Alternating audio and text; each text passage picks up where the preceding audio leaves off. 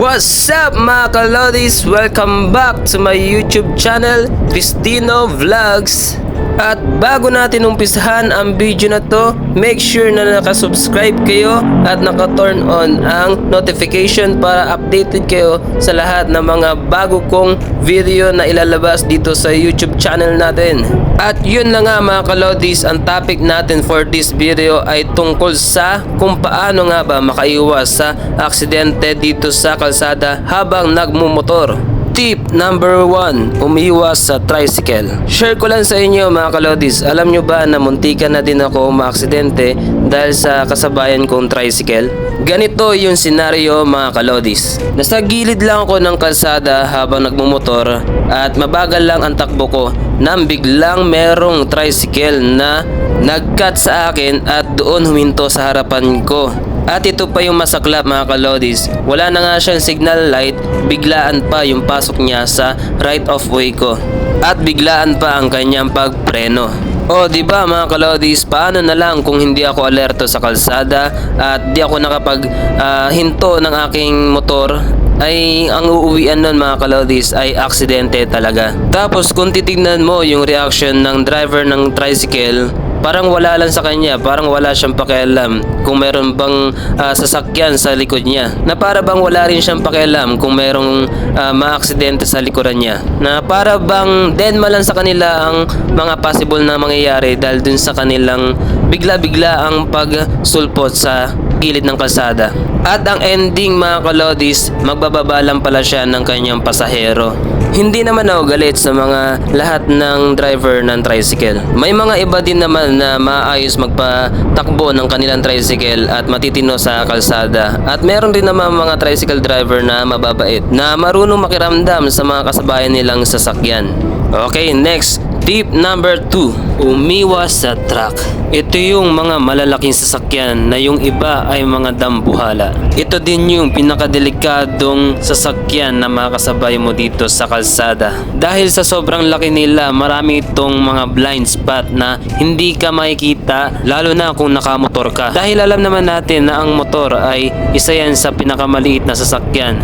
At kapag truck ang kasabayan nyo, ay malaki ang posibilidad na hindi ka agad-agad mapapansin ng nagmamaneho ng malaking truck.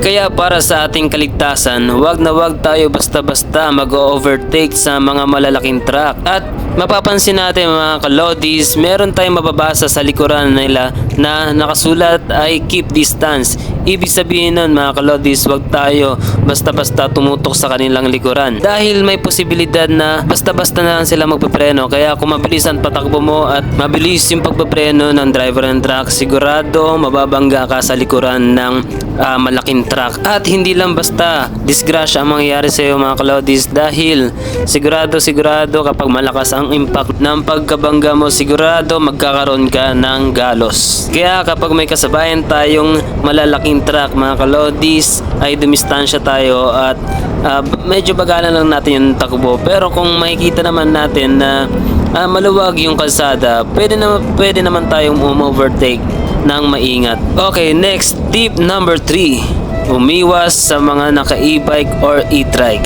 Ito yung mga mababangis at mga bagong hari ng kalsada, ang e-bike. Kaya ako nasabi na isa ito sa iwasan natin pagdating sa kalsada habang nagmamotor.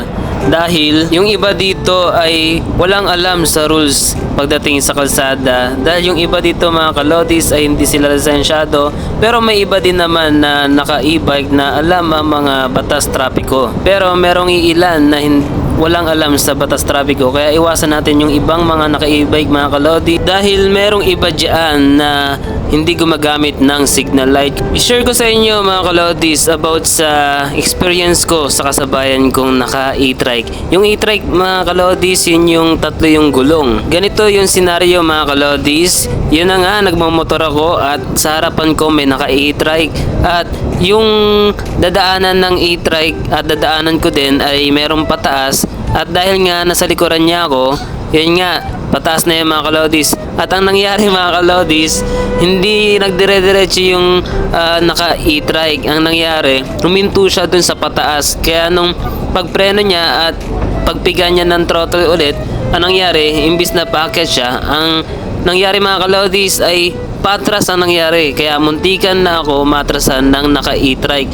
Mabuti na lang at nakaatras agad ako at nakadistansya agad ako sa kanya. Dahil kung hindi, panigurado mga kalodis ay mababangga yung likuran niya at magkakadamage ang aking motor. Pero wala naman ako against sa mga nag-e-bike dahil isa rin ako sa e-bike user noon bago ako nagkamotor mga kalodis. At sa pag e-bike mga kalodis, para lang rin tayo nagbabike noon. Ang kinaibahan lang, ang e-bike ay rechargeable at ang bike or bisikleta ay pinipidal natin yon. At share ko lang din sa inyo mga kalodis, noon pa ay nagde-deliver na talaga kami at ang gamit namin noon ay e-bike. Pero limitado lang ang amin napupuntahan pag e-bike ang aming gamit. Kaya isa sa rason kung bakit nagmumotor ako ngayon mga kalodis, para ma-deliveran ko yung mga customer na malalayo na labas na dito sa Pasig. Dahil nung nag-e-bike pa kami mga kalodis, yun ang hindi ko magawa. Hindi ko ma-deliveran yung mga malalayong customer namin. Sa mga hindi po nakakilala sa akin, isa po akong online seller at ako rin po yung mismo nagde-deliver kapag may customer po kami. At pag sobrang layo mga kalodis, pinapalalamove na lang namin. At dito ko na nga tatapusin itong video na to mga kalodis at sana meron kayong napulot na aral dito sa video na to mga kalodis. Ang lesson sa video na to mga kalodis ay palagi tayong maging alerto sa kalsada. Ride safe sa ating mga kalodis. Huwag nyo kalimutan mag-subscribe at mag-like at mag-comment kayo mga kalodis kung may gusto kayong ipagawa sa akin. Yun lang po at paalam sa inyo. Hanggang sa muli, magkita-kita lang tayo sa susunod na vlog. There's no way that you make it. And maybe you can fake it, but you never